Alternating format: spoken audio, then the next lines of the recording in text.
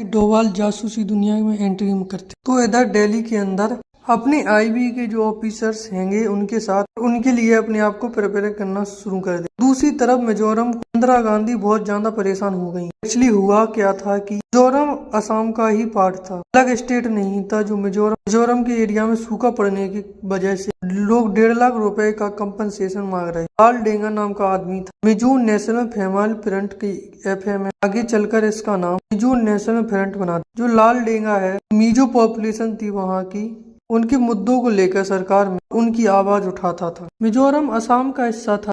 असम के अंदर ये कर दिया गया था कि असमिया लैंग्वेज आती होगी उसको ही गवर्नमेंट जॉब मिलेगी। उसको लेकर मिजो नेशनल फ्रंट इसको लाल डेंगा चला रहा था। गवर्नमेंट के खिलाफ खड़ा हो जाता है। आम जनता भी थी, वो इनके ज्यादा सपोर्ट में आ चुकी थी। हालत तब आउट ऑफ कंट्रोल हो जाती है जब असम राइफल जो रेजिमेंट थी, मिजो पॉपुलेशन जो थी मेजोरिटी में थी, उनकी 2 बटालियन को डिसमिस कर दिया जाता है। तो उनकी जो 2 बटालियन है वो डिसमिस कर दी जाती है। जो सोल्जर्स थे इस बटालियन के वो अपनी मिजो एरिया में वापस आ जाए। बहुत ज्यादा गुस्से में 7 मेन कमांडर थे, वापस आके लाल डेंगा के साथ मिल जाए। गवर्नमेंट जो है बहुत ज्यादा नाइंसाफी कर रही है, हम लोगों को हथियार उठाने पड़ेंगे। यहाँ से लाल डेंगा जो इसकी एनएफएफ थी जो बहुत ज्यादा प्लस गवर्नमेंट के खिलाफ ये लोग मिलकर वायलेंस स्टार्ट कर देते हैं। मिजोरम को इंडिया से अलग करने की बातें उठने लगती। इनफैक्ट जो बीएसएफ था उसके ऊपर अटैक कर देते हैं। इंडियन फ्लैग को हटाकर अपना फ्लैग लगा देते। मिजोरम को एक नया देश अनाउंस करते। गवर्नमेंट के सामने समय बड़ी दिक्कत जी लोकल पॉपुलेशन थी, उसका वोट ज्यादातर एमएनएफ को ज्यादा था। जो 7 कमांडर थे उनको भी ज्यादा सपोर्ट। इंडियन गवर्नमेंट के सामने समय बड़ा चैलेंज ये आ रहा था, लोकल पॉपुलेशन उनका सपोर्ट एएनएफएम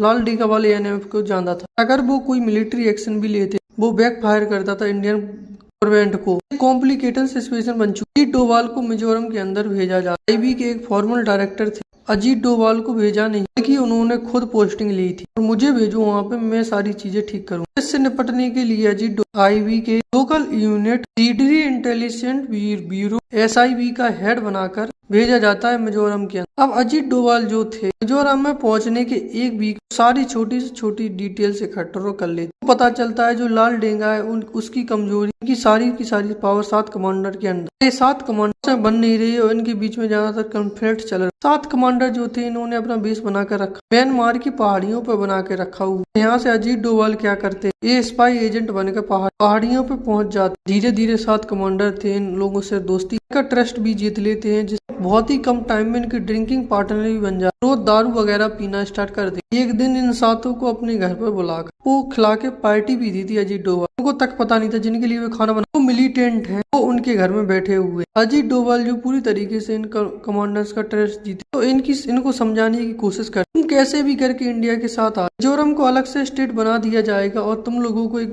मंत्री की पोस्ट भी दी जाएगी। ये छोटो मोटो इसको भी रिजोल्व कर दिए जाएंगे आम जनता। अगर ये सारी चीजें नहीं मानते तो इसमें आपका भी नुकसान है। इंडियन आर्मी एक ना एक दिन इस पे घुसकर और ये सारी चीजें खत्म करेगी। आपके हाथ में कुछ भी नहीं। इस तरीके से ईयर 1972 से 74 कॉन्टिन्यूअस इन लोगों को समझाते हैं। 7 में से 6 कमांडर जो थे उनको अपनी तरफ कर लेते हैं और जैसे ही ये 7 कमांडर इंडिया की तरफ मिल जाते हैं तो लाल डेंगा बहुत ज्यादा वीक पड़ जाता है। मजबूरी में इंडियन गवर्नमेंट के साथ पीस टॉक करनी स्टार्ट कर देते। डेंगा साइकी दत्ता एक जर्नलिस्ट थे, इन्होंने लाल डेंगा का इंटरव्यू लिया। फुल ऑन रिकॉर्ड बोला अजीत डोभाल ये मेरे 6 कमांडो ले गए, इसीलिए मेरे पास कोई ऑप्शन नहीं। इसके बाद मिजोरम अलग स्टेट बनता है और लाल डेंगा इसके सीएम बनता है। इसका क्रेडिट भी अजीत डोभाल